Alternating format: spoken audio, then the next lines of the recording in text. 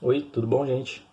A reflexão que eu quero trazer para vocês hoje é o seguinte: o bem que fazemos ao homem, a Deus o fazemos. E eu quero ler um texto para vocês que está em Mateus capítulo 25, eu vou ler dos versos 35 ao 40, para a gente começar. Fala o seguinte: pois eu estava com fome e vocês me deram comida. Estava com sede e me deram água. Eu era estrangeiro e me receberam na sua casa. Estava sem roupa e me vestiram. Estavam doente e cuidaram de mim. Eu estava na cadeia e vocês foram me visitar. Então os bons perguntarão: Senhor, quando foi que vimos o Senhor com fome e te demos comida, ou quando estava com sede e te demos água? Quando foi que vimos o Senhor como estrangeiro e o recebemos em nossa casa, ou sem roupa e te demos o que vestir? Quando foi que vimos o Senhor doente ou na cadeia e fomos te visitar? Aí o rei responderá: eu afirmo a vocês que isto é verdade. Quando vocês fizerem ao mais humilde dos meus irmãos, foi a mim que vocês fizeram. Eu lembro que estava contando essa história uma vez para um grupo de crianças, numa sala de aula, e uma delas levantou e falou assim: tio, eu poderia dizer então que é como se Deus ele se materializasse numa forma humana para ser cuidado? Eu parei para pensar, não tinha pensado nisso. Eu falei, é basicamente isso, como se Deus se materializasse numa figura que precisa de ajuda para que fosse ajudado. Eu adorei essa comparação da criança, e dentro desse universo do cuidado, do olhar ao próximo como se fosse uma necessidade do próprio Deus, eu quero fazer uma análise bíblica com vocês aqui em outros dois textos para a gente entender melhor como funciona isso. Vou usar como base aqui o texto de Atos, de Lucas, né? Atos, capítulo 3, dos versos 1 a 8. Ele vai falar o seguinte: certo dia de tarde, Pedro e João estavam indo ao templo para a oração das 3 horas. Estava ali um homem que tinha nascido coxo. Todos os dias ele era levado para um dos portões do templo, chamado de Portão Formoso, a fim de pedir esmolas às pessoas que estavam no pátio do templo. Quando o coxo viu Pedro e João entrando, pediu esmola. Eles olharam firmemente para o coxo e Pedro disse: olhe para nós. O homem então olhou para eles, esperando receber alguma coisa. Então Pedro disse: eu não tenho nenhum dinheiro, mas o que eu tenho eu te dou, e pelo poder do nome de Jesus Cristo de Nazaré, levante-se e ande. Em seguida, Pedro pegou a mão direita do homem e o ajudou a se levantar. No mesmo instante, os pés e os tornozelos dele ficaram firmes. Então ele deu um pulo, ficou de pé e começou a andar. Depois entrou no pátio do templo com eles, andando, pulando e agradecendo a Deus. Ok. Primeira coisa, vamos fazer uma análise desse texto. No verso 1, fala que às 3 horas da tarde, Pedro e João foram ao templo para orar. Os judeus tinham esse costume de 3 vezes ao dia ir ao templo para fazer suas orações, que era 9 da manhã, às 15 horas da tarde, no porzinho do sol. E nessa hora que eles estavam indo, era na hora do meio, 3 horas da tarde. No verso 2, a gente vê ali que o homem estava ali na porta do templo a fim de pedir esmola. No costume do judaísmo, era louvável quem dava esmola. Era bonito, era uma ação bonita de fazer, e as pessoas viam com um olhar bom aquelas pessoas que faziam isso. E a gente entende, pela religiosidade da época, de muitos dos fariseus e dos saduceus, muitos daqueles que estavam no ambiente da igreja, ali no templo, nas sinagogas, enfim, eles faziam muito por aparência. Paulo mais tarde veio a conflitar alguns irmãos para algumas cartas que ele escreve. Ele vem trazer esse conflito de por que vocês estão falando que fazem para Deus enquanto vocês fazem para si próprios. Vocês fazem isso achando que está bonito e na verdade vocês não estão fazendo olhando para o necessitado. Então vocês não estão fazendo para mim, vocês estão fazendo para si mesmos. E fala no verso 2 que esse coxo ele estava na porta do templo todos os dias. todos os dias ele era levado para lá a fim de pedir esmolas. E o que eu vejo de interessante nesse texto é que os religiosos, aqueles ditos fiéis a Deus, eles olhavam aquele rapaz ali sentado na porta do templo, mas não o viam de fato.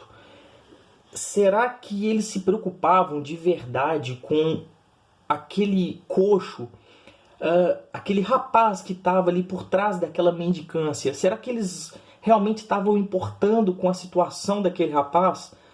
Porque ele estava lá todos os dias ele ia a fim de pedir esmola.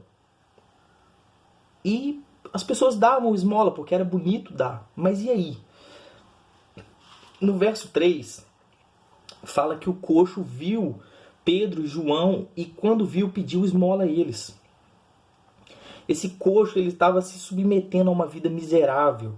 Ele se contentava com migalhas, com pouco.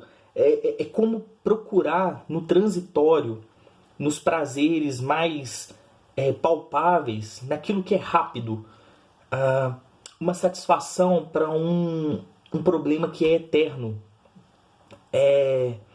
A esmola não resolveria o problema desse coxo. Ele ia ganhar esmola todos os dias e todos os dias ele ia continuar pedindo porque talvez fosse a solução só para aquele momento. Mas ele continuava ali. E o que eu vejo, e às vezes parece que somos nós, a gente se assemelha a esse coxo quando a gente vive nesse vazio interno, procurando preenchimento com coisas externas, como se a gente estivesse sentado na porta do templo todos os dias pedindo, como fala a palavra, se subordinando àquilo que a vida pode dar, mas que não preenche o vazio que só Deus pode preencher. E aí no verso 4 me chama muita atenção que fala que eles olharam firmemente para o coxo. Eles naquele momento desferiram um olhar que nenhum daqueles religiosos até então tinha dado. Ele é um olhar que vê o exterior, mas enxerga o interior. É o olhar que vê a real necessidade do rapaz. Eles viram que ele não era apenas um coxo físico, mas ele era um coxo de alma. Eles viam que por dentro aquele rapaz estava morto nas próprias transgressões, nos próprios pecados, na própria miséria interior de todo homem que já nasce condenado, porque já nasce condenado devido ao pecado original de Adão.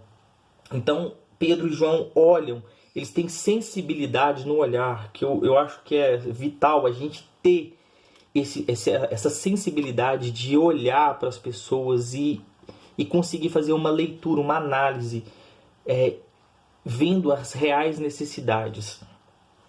E esse texto ele acaba me remetindo ao texto de Lucas, quando Lucas escreve também no seu evangelho, no capítulo 10, dos versos 30 a 35, aquela parábola que fala o seguinte, que um homem estava descendo de Jerusalém para Jericó e no caminho alguns ladrões o assaltaram, tiraram sua roupa, bateram nele e o deixaram quase morto, né? E acontece que um sacerdote que estava descendo por aquele mesmo caminho, quando viu o homem ali caído, tratou de passar pelo outro lado da estrada. Depois passou ali um samaritano, né, que estava indo pelo caminho e viu o homem, e quando viu de perto ficou com muita pena. Então chegou perto dele, limpou seus ferimentos, enfaixou, depois viu a situação, colocou ele no seu próprio animal, levou ele para uma pensão onde que cuidou dele e ali pagou ao dono da pensão algumas moedas e falou o seguinte, olha, toma conta dele, que quando eu passar aqui na volta eu vou te pagar tudo aquilo que você gastou e se você tiver gasto mais do que eu te dei, eu vou pagar para você. Os ditos religiosos, os ditos crentes, os ditos salvos em Cristo, naquela situação, olharam e não perceberam. Por essa parábola a gente vê, a parábola de Lucas, a gente tem ali o sacerdote que passa, o homem que a gente pode considerar como se fosse aos nossos dias de hoje, um pastor, um padre, um presbítero, ou até mesmo você que fala que é cristão com o seu coração, mas talvez as atitudes ainda não estejam alinhadas ao coração, alinhadas àquilo que a Bíblia propõe, a transformação, a metanoia que Cristo causa em nós. E aqueles religiosos, eles olhavam e não viam.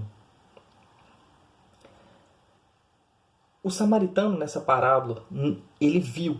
E essa visão dele foi parecida com a visão que Pedro e João tiveram em Atos, quando viram o coxo. Mas não é apenas enxergar, porque enxergar, a gente vê quantas coisas ruins têm acontecido no mundo. A questão não é olhar, não é ver, é ter a percepção de ver e fazer alguma coisa.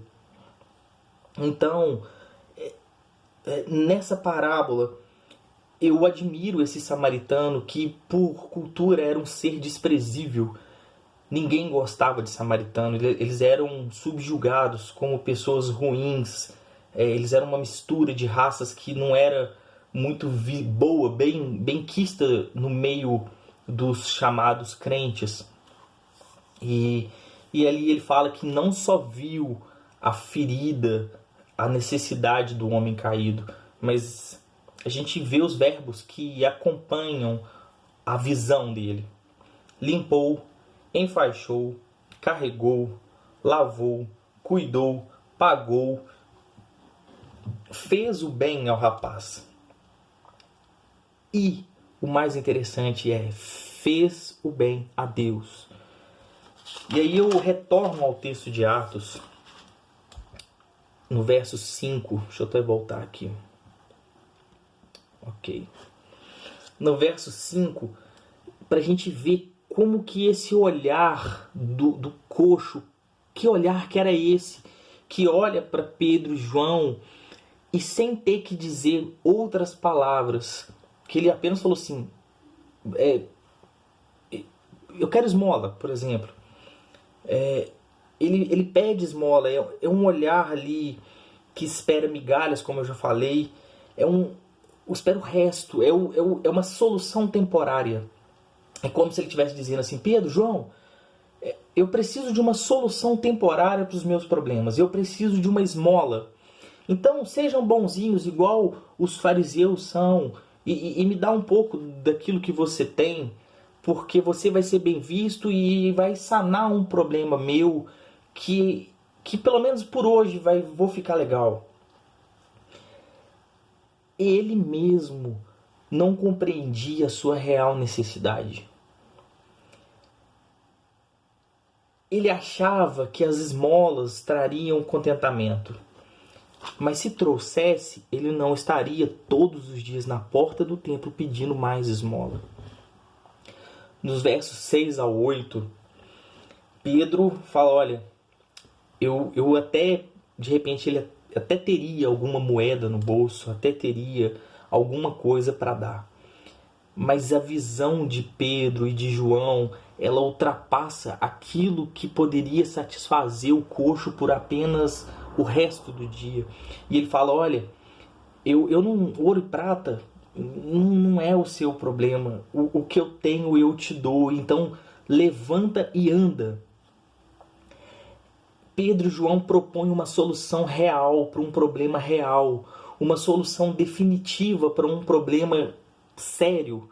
Ele não propõe uma solução temporária, ele fala levanta e anda. Porque naquele momento que ele fala levanta e anda, o coxo teria um acesso ao sobrenatural de Deus agindo numa forma natural no seu corpo. E a partir daí então ele poderia ter um acesso maior ou um acesso necessário para que ele então fosse curado, não apenas ali das suas pernas, das suas costas, mas do estado coxo da sua alma. E ali diz que ele sai pulando de alegria e agradecendo a Deus. Deus foi glorificado. O bem que Pedro e Jesus fez ao coxo, eles fizeram a Deus. Deus se alegra quando a gente faz por Ele aquilo que Ele espera de nós. Quando a gente age em seu nome, emanando poder, emanando amor, trazendo cura, trazendo restauração, mas principalmente olhando as pessoas, entendendo a real necessidade e dando a elas conforme a necessidade e conforme o que a gente pode fazer. Eu recordo aqui, eu estava com alguns adolescentes que caminham comigo e a gente estava passando na avenida principal da nossa cidade. Isso era de noite e uma senhora, assim, aparentemente de uns 50 anos, ela parou a gente no caminho e pediu maconha. E naquele momento ali, só um minuto. E naquele momento ali, a gente ficou sem saber, né? Os meninos olhavam para um lado, para o outro. E eu sentei com aquela senhora na rua, propus a ela um momento de reflexão. E no meio ali da rua tinha alguns outros traficantes. Na hora me bateu um pouco de medo, mas eu chamei os meninos e a gente sentou. E eu falei com aquela moça: senta aqui, por favor, eu quero escutar a sua história. Dentro da conversa que a gente teve, ela falou assim: olha, eu não superei a morte do meu filho. E eu me entreguei ao vício e hoje eu sou dominada pelo vício. Eu só consigo me acalmar quando eu fumo maconha. E é por isso que eu preciso da maconha. E naquela noite Deus nos deu uma visão parecida com a de Pedro, de João, parecida com a desse rapaz do samaritano, quando olha um problema externo e enxerga o interno quebrado. A gente não teve muito tempo ali, mas ali a gente falou de Deus para aquela senhora, nós oramos pela vida dela, demos palavras de esperança, de amor, restauramos ali um pouco daquilo que queríamos ser o certo. E assim é a vida. 1 Coríntios 10, 31, Paulo fala: olha, se vocês forem comer, beber, andar, caminhar, correr, fazer esportes, trabalhar, lanchar, passear, conversar com os amigos, não importa, tudo aquilo que você fizer, faça como se fosse para Deus, porque é para Deus. O bem que nós fazemos, as pessoas, a Deus fazemos. E finalizo com o dito da mesma criança que me perguntou se o necessitado era um Deus materializado. Ele falou assim: nossa, Gabriel, então quer dizer que agora a gente tem o segredo de mudar o mundo? Eu perguntei: por quê? Ele falou assim: mas se a gente tratar todo mundo, se a gente fizer por todo mundo como se a gente fizesse para Deus, vai acabar a guerra, vai acabar tudo que é ruim. De fato, a percepção dessa criança ela é fantástica. E é mais ou menos isso mesmo. Mais ou menos não, é totalmente isso. Nós podemos mudar o mundo e nós vamos mudar o mundo à medida que a gente fizer com as pessoas, que a gente fizer para as pessoas, que a gente sanar os problemas das pessoas, sanar as necessidades, imaginando que a gente esteja fazendo para Deus, sem esperar nada em troca, fazendo por amor.